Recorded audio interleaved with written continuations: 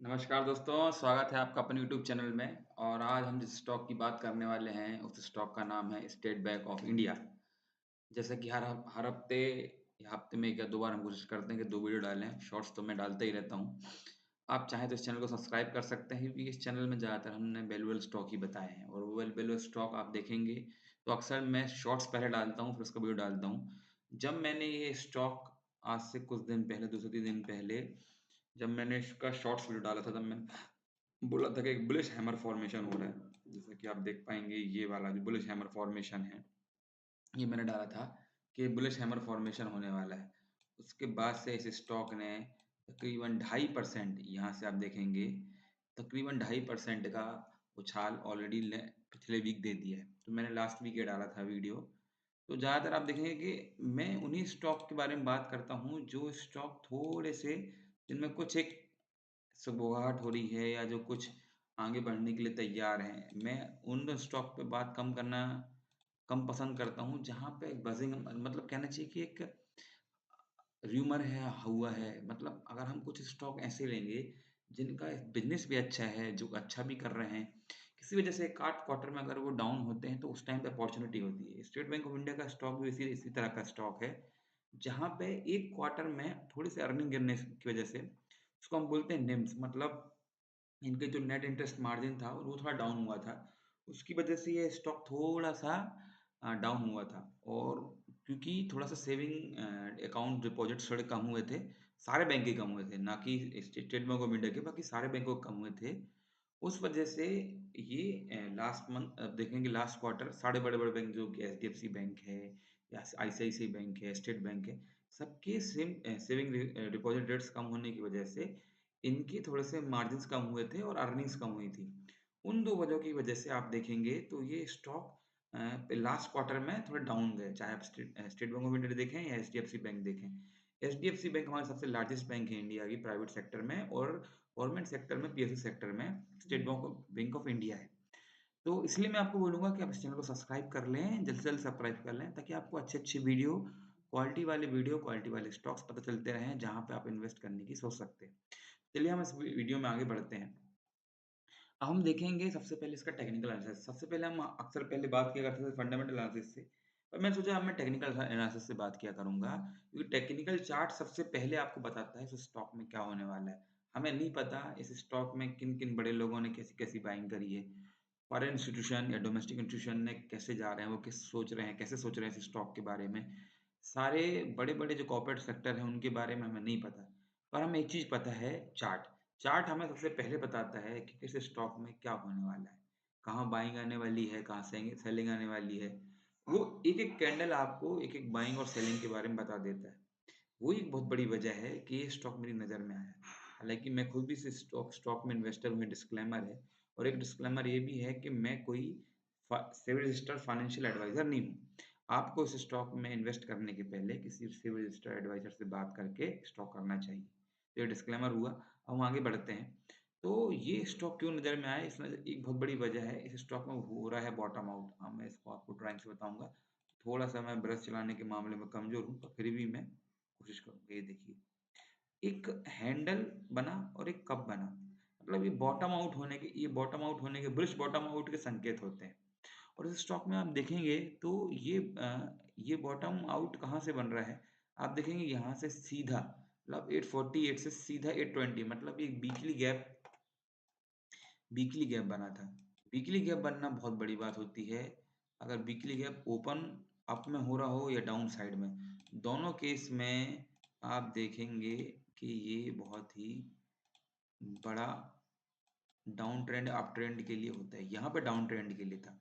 आप देखेंगे तो इस लेवल में हम यदि एक लाइन डालते हैं, हॉरिज़ॉन्टल लाइन, तो देखेंगे इस लेवल से सीधा वीकली डाउन हुआ था। मतलब ये स्टॉक ने गैप बनाया। इस स्टॉक ने एक गैप का निर्माण किया। इसे हम बोलते हैं गैप डाउन। और गैप डाउन भी वीकली बेसिस पे हुआ। मतलब कि strong reverse trend, bearish reverse trend, मतलब कि डाउन ट्रेंड के लिए स्टॉक तैयार हो गया था। उसके बाद आप देखेंगे कंटिन्यू, फिर कुछ स्टॉक ने कोशिश करी पर कंटिन्यू डाउन होता गया। कंटिन्यू एक रेड कैंडल्स बनती गई। फाइनली फिर एक बुलिश हैमर बना, और वहाँ पे ये स्टॉक ने जाके रेंज में ये आप देखेंगे ये जो एक रेंज, एक ये स्टॉक ये रेंज बननी शुरू हुई और इस रेंज के बाद इस रेंज को यदि हम थोड़ा-सा दिखाएँ आपको, तो आप देखेंगे कि ये जो रेंज बनी, ये रेंज बनी। ये रेंज का ब्रेकआउट हुआ लास्ट के लास्ट वीक जब एक और बुलिश हैमर बना और स्ट्रॉन्ग बाइंग आई और उसके बाद उस हैमर के बनने के बाद बुलिश ट्रेंड रिवर्सल हुआ जब ये अपसाइड फुल कैंडल बनी। फुल मतलब ऐसा नहीं कि ये कैंडल डाउन गई हो पहले पूरी अपना 780 का सपोर्ट लिया हो, नहीं। 800 का सीधा सपोर्ट जहाँ पे रेंज का ब्रेकआउट होना था उसके बाद सीधा ऊपर गया और कंटिन्यू 2.5% का आप देखें 820 पे क्लोज हुआ, मतलब फुल बॉडी एक स्ट्रॉन्ग बाइंग कैंडल बनी। ये दिखाता है कि अब इसमें एक रिवर्सल ट्रेंड मतलब बुलिश रिवर्सल ट्रेंड वापस एसबीआई के स्टॉक में आ गया। मैं आपको और भी 2-3 तरीकों से बताऊंगा, ये वेरीफाई करूंगा कि क्यों ये बुलिश ट्रेंड कंटिन्यू रह सकता है और भी जो ग्लोबल ट्रेंड्स हैं इस स्टॉक में और क्या क्या अच्छा हो सकता है, वो सब चीजें मैं आगे की वीडियो में बताऊंगा, इसलिए आप इस वीडियो कंटिन्यू देखें। हमारी वीडियो में थोड़ा हो सकता है क्वालिटी कम है क्योंकि अभी नया नया चैनल है, अभी उतने हम रिसोर्सेज नहीं है हमारे पास कि हम अलग से एक वीडियो एडिटर और वो सब कर सके, खुद ही मुझे करना पड़ता है। इसलिए आप थोड़ा वीडियो की क्वालिटी वाइज ना जाके यदि वीडियो में जो कंटेंट की क्वालिटी के हिसाब से आप जाएंगे तो आपको वीडियो बहुत ही हेल्पफुल लगेगा। तो आप इस वीडियो में कंटिन्यू बने रहें। तो जैसे कि मैं आपको बता रहा था कि ये फुल बॉडी कैंडल बनी है, ये फुल बॉडी कैंडल दिखाती है कि इस स्टॉक में अब F I I D I retail investor bullish हो चुके हैं। उसकी एक वजह अब मैं बताता हूँ क्यों। आप निफ्टी बैंक का चार्ट देखिए। निफ्टी बैंक एक अपवर्ड चैनल पैटर्न में चल रहा है, पर पिछले महीने यहाँ पे एक डाउन ट्रेंड शुरू हुआ पिछले क्वार्टर के रिजल्ट के बाद। उसके बाद जो डाउन ट्रेंड शुरू हुआ और अभी जो रिसेंट सेलिंग आई बैंक निफ्टी निफ्टी दोनों में, उसके बाद देखिए सेम पैटर्न, यहाँ पे एक हैमर बनना, ऑलमोस्ट एक बुलिश हैमर बनना, उसके बाद से सीधे ही वहां से ही पकड़ के फुल बॉडी कैंडल बनना और तकरीबन 1000 से 1500 पॉइंट की अप मूवमेंट होना बैंक निफ्टी में। वही सेम मूवमेंट आप देखेंगे तो एसबीआई में भी वही कैंडल बनी, बुलिश कैंडल, और उसके बाद सीधा फुल बॉडी कैंडल बनी। तो ये दो सिमिलर ट्रेंड बनना, क्योंकि एसबीआई भी बहुत बड़ा शेयर होल्डर है बैंक निफ्टी में, मतलब बहुत बड़ा कहना चाहिए कि जो कंपोनेंट्स हैं उसमें बहुत बड़ा कंपोनेंट एसबीआई का भी है। फिर आप एचडीएफसी बैंक को देखिए, एचडीएफसी बैंक में भी क्या हुआ, सेम आपका अ, एक बुलिश कैंडल बनी, आप देखेंगे सेम एक बुलिश कैंडल बनी और उसके बाद उसमें भी फिर एक बाइंग आनी शुरू हुई। हालांकि इसका जो हमेशा से जो एक बहुत दिनों से एक 1700 का एक जो बना हुआ है, 1700 का एक जो रेजिस्टेंस बना हुआ है वहां से वापस गया। पर जैसे ही ब्रेकआउट होगा तो आप मान के चलिए कि बैंक निफ्टी का बहुत बड़ा कंपोनेंट जो एचडीएफसी का है, अगर ये ब्रेकआउट होता है तो बैंक निफ्टी और उसके बाद निफ्टी, एचडीएफसी बैंक और एसबीआई बैंक साथ में चलना शुरू हो जाएंगे। तो अब मैंने आपको बताया कि दो तीन वजह से क्यों स्टॉक टेक्निकली लग रहा है कि स्ट्रांग है, इसमें बुलिश ट्रेंड हो चुका है। अब हम फंडामेंटल में चलते हैं। फंडामेंटल आप देखेंगे स्टेट बैंक ऑफ इंडिया का, तो सबसे बड़ी मार्केट कैप है, नो डाउट, सबसे बड़ी बैंक है इंडिया की, नो डाउट, ग्रामीणों में सबसे बड़ी बैंक है, रूरल बहुत इस पे कहना चाहिए कि अंधा सपोर्ट करते हैं इस बैंक को, ये उनको पता है इस बैंक में पैसे नहीं डूबेंगे। वैसे इन्वेस्टर भी सोचते हैं कि इस बैंक में पैसे नहीं डूबेंगे, और अगर इस देश की ग्रोथ चाहिए है तो एसबीआई बैंक का आगे बढ़ना बहुत जरूरी है। एसबीआई बैंक का कंटिन्यू, हम कहाँ थे, हाँ, जैसा कि आप देख रहे हैं कि अब हम इसके फंडामेंटल ट्रेंड के बारे में बात करते हैं। तो फंडामेंटल ट्रेंड में आप देखेंगे कि स्टॉक पी इसका बहुत अच्छा है, 10 का स्टॉक पी है, आर ओ सी 6.16 का है, आर ओ ई 17.3 का है। तो आप देखेंगे कि ये अपने बुक वैल्यू से ऑलमोस्ट डबल पे है, और बुक वैल्यू से बहुत सारे स्टॉक 4 टाइम्स 5 टाइम्स चल रहे हैं जहाँ पे डबल पे, मतलब स्टॉक अभी भी सस्ता है। पी बहुत इंपॉर्टेंट है, प्राइस टू इक्विटी। जो स्टॉक 10 के आसपास या 15 से नीचे रहता है वो स्टॉक सस्ता माना जाता है अगर लार्ज कैप का है तो, क्योंकि स्मॉल कैप के स्टॉक और मिड कैप के स्टॉक से हमें नहीं करना चाहिए कंपेयर, वो थोड़ी बड़े ही रहते हैं, थोड़ा हायर साइड में ही रहते हैं, क्योंकि उनकी अर्निंग्स और ग्रोथ कंटिन्यू बढ़ रही होती है। पर एक ऐसा बैंक जो 50-60 साल से काम कर रहा है, उस स्टॉक में पी 10 का होना बहुत बड़ी बात होती है, मतलब वो स्टॉक सस्ता है। दूसरी बात आप देखेंगे तो इसके हम यदि चार्ट एक बार हम और जाते हैं, जो एक नॉर्मल एक चार्ट है, इसके जो देखेंगे आप 200 डेमा, 200 डेली मूविंग एवरेज का ही एग्जैक्ट सपोर्ट लिया इसने और वहां से ही आगे बढ़ा। उसके बाद 770 का सपोर्ट लेके ये स्टॉक आगे गया ऊपर, और ऊपर अभी 50 डेमा का सपोर्ट लेके जो 800 पे था और वहां से वापस इसने 820 की छलांग लगाई, मतलब दोनों सपोर्ट इसने क्लियर किए।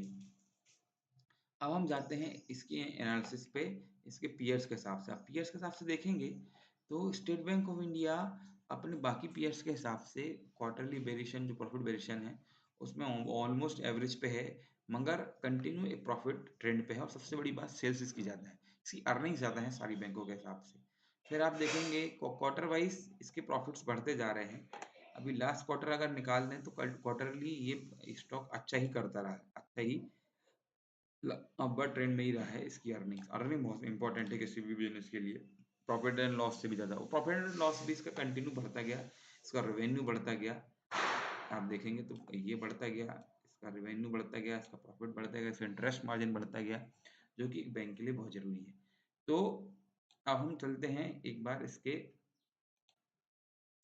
अ, वापस इसके ट्रेंड पे। तो हमने फंडामेंटल देखा, फंडामेंटली स्टॉक अच्छा है, नेट इंटरेस्ट मार्जिन इसका बढ़ेगा।